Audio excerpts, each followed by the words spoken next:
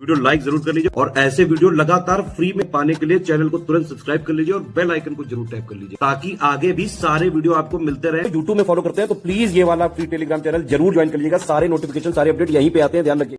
तो दोस्तों, बिहार पीसीएस का मेंस आप लिखने जा रहे हो अगर 25 तारीख को, तो उससे पहले आप जीएस2 में क्या क्या सवाल आते हैं, किस तरह के प्रश्न आते हैं, एक बार पिछले 5 वर्षों के मेंस के पेपरों को जरूर आप देख लीजिए। उसके बाद ही आप आंसर राइटिंग कर पाएंगे अच्छे से। उसी हिसाब से आप मेंस के टॉपिक पढ़ेंगे, आंसर राइटिंग करके अच्छे से चेक कराइए उसको।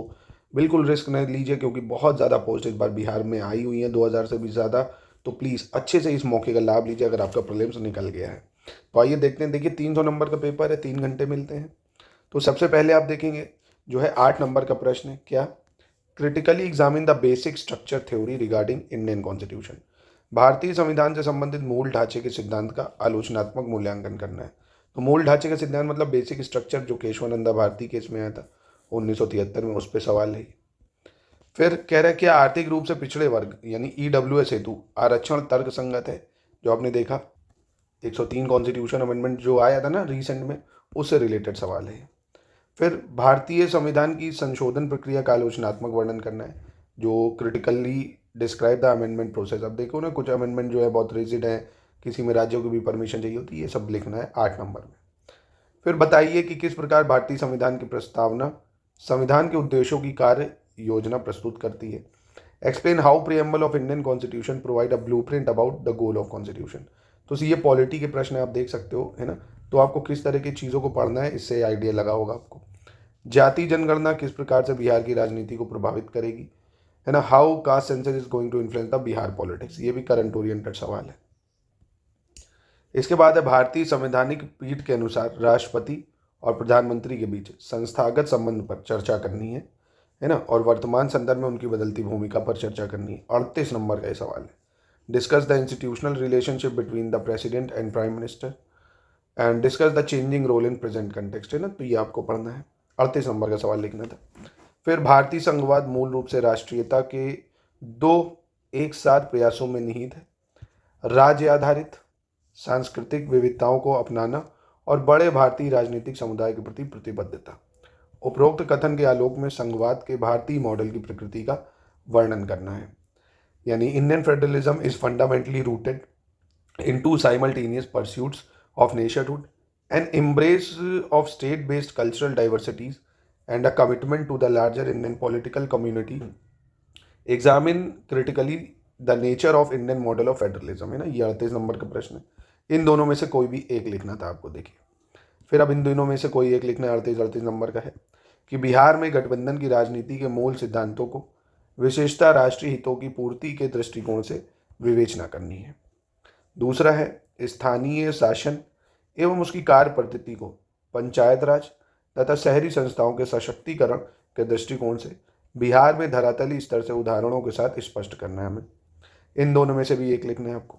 फिर देखिए सेक्शन दूसरा आ गया शॉर्ट आंसर का। अब ये ज्योग्राफी के सवाल है। Analyse the mechanism and characteristics of Indian monsoon system. भारतीय मानसून तंत्र की क्रियाविधि एवं विशेषताओं का विश्लेषण करना है।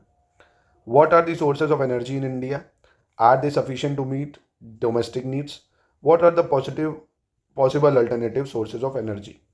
भारत में ऊर्जा के स्रोत क्या हैं, क्या ये घरेलू मांग की पूर्ति के लिए पर्याप्त है, भारत के लिए संभावित वैकल्पिक ऊर्जा के स्रोत क्या हैं, ये सब बताना है। तो देखिए बहुत आसान है। ऊर्जा के स्रोत आपको पता ही है भाई, वाटर एनर्जी भी है, सोलर एनर्जी भी है, और कोल पावर है, न्यूक्लियर पावर, बहुत सारे सोर्सेज। भारत में पर्यटन उद्योग की स्थिति की विवेचना करनी है और देश में इसके भविष्य का विश्लेषण करना है। फिर बिहार में अनुसूचित जाति एवं अनुसूचित जनजाति जनसंख्या के वितरण का वर्णन करना है तथा इनकी सामाजिक आर्थिक दशाओं के स्तरों पर टिप्पणी करनी है। देखिए मैं आपको बता रहा हूँ ना, 90% लोग ना मेंस के ना PYQ देखते हैं, ना मेंस का डिटेल सिलेबस देखते हैं। वो बस प्री निकालने पे फोकस करते हैं। प्री निकालने से कुछ नहीं उखड़ता है। जब तक मेंस में आप अच्छे से चीज़ों को पढ़ेंगे नहीं, मेंस ओरिएंटेड टॉपिक तभी आप पढ़ पाएंगे जब पिछले 5 वर्षों के PYQ देखेंगे और फिर मेंस की टेस्ट सीरीज लगाएंगे, आंसर को लिखेंगे, अपने आंसर की कमियों को देखेंगे, समझ लो, तब आपकी चीज़ें होंगी। चलिए अगला है, भारत को प्रमुख भौतिक विभागों में विभाजित कीजिए तथा उस प्रदेश का वर्णन कीजिए जिसमें बिहार राज्य की भूमिका मतलब भूमि सम्मिलित है। उसके बाद बिहार की जलवायु को प्रभावित करने वाले कारकों की व्याख्या करनी है और राज्य में कृषि जलवायु क्षेत्र को किस प्रकार से एवं कितने भागों में विभाजित किया गया है और यहाँ साल में कितने मौसम पाए जाते हैं, इन मौसमों के कृषि पर प्रभाव की विवेचना करनी है। 38 नंबर का ये प्रश्न है।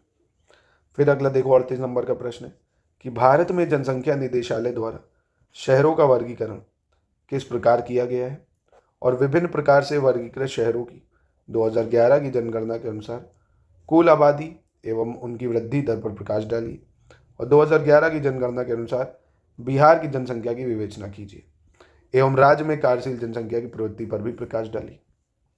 फिर explain trickle down theory of economics, its major elements, benefits, limitation and criticism in context of Indian planning, है ना, ये बताना था। मतलब भारतीय नियोजन के संदर्भ में अर्थशास्त्र के ट्रिकल डाउन सिद्धांत, इसके प्रमुख तत्व, लाभ, सीमाओं और आलोचनाओं को बताना। फिर 38 नंबर का दूसरा प्रश्न है describe monsoon system of India, its nature, type, climate change, distribution, synonym, east and west jet stream. यानी भारत की मॉनसून प्रणाली, इसके स्वभाव, प्रकार, जलवायु परिवर्तन, वितरण, समनार्थी शब्द एवं पूर्वी एवं पश्चिमी जेट स्ट्रीम तथा व्यवहारताओं का वर्णन करना है इसमें। तीसरा सेक्शन देखते हैं अब फिर आपका जो 8 नंबर का प्रश्न है, what is the role of computer in modern society, आधुनिक समाज में कंप्यूटर की क्या भूमिका है, ये आपको बताना है। ठीक है। फिर 7 नंबर का प्रश्न, with suitable examples discuss the relationship between technology and social development, समुचित उदाहरणों के साथ तकनीक एवं सामाजिक विकास में संबंध की विवेचना करनी है। फिर 7 नंबर का सवाल है, बिहार में औद्योगिक विकास में विज्ञान एवं प्रौद्योगिकी की भूमिका का वर्णन करना है। 7 नंबर का प्रश्न, कोरोना महामारी के समय नई तकनीकी ने हम लोगों की किस प्रकार सहायता की। 7 नंबर का प्रश्न, सतत विकास में तकनीकी की भूमिका पर नोट लिखना है। 7 नंबर का प्रश्न है ये। और फिर अंतिम प्रश्न, इन दोनों में से एक कोई लिखना होगा आपको। 36 नंबर का है कि तकनीकी का दुरुपयोग एवं इसका गलत प्रयोग पर्यावरण के प्रदूषण की तरफ ले जाता है एवं जलवायु परिवर्तन का कारण बनता है। उचित उदाहरणों की सहायता से विवेचना कीजिए कि किस प्रकार भारत के पर्यावरण के लिए तकनीकी का दुरुपयोग एक अभिशाप बन गया है।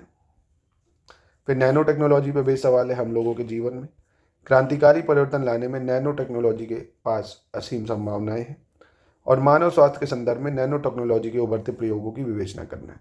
तो ये देखिए साइंस का प्रश्न है भाई, ठीक है, जो करंट ओरिएंटेड है, साइंस एंड टेक की बात कर रहा हूँ, सिर्फ साइंस नहीं। मेंस में साइंस, जनरल साइंस नहीं आती, साइंस एंड टेक आता है जो करंट ओरिएंटेड हो।